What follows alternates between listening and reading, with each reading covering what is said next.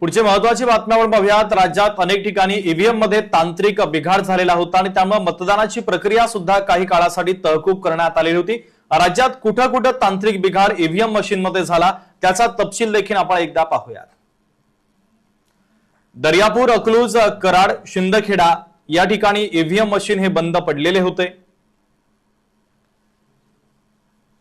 यासोबतच स्पर्धाच्या आर्वी मध्ये, बदलापूर मध्ये, नागपूरच्या आदर्श नगर मध्ये सुद्धा ईव्हीएम मशीन बंद पडले होते।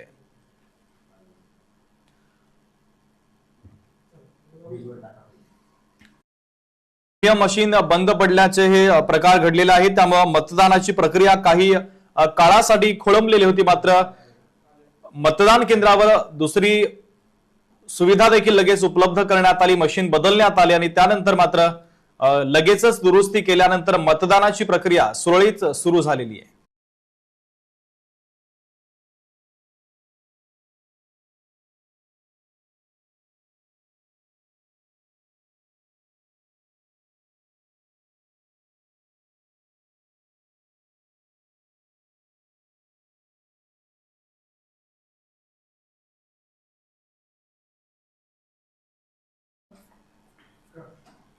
पुढची महत्त्वाची बातमी आपण पाहूयात। नाशिकच्या त्र्यंबकेश्वर मध्ये सर्वाधिक मतदान झालं। दुपारी 3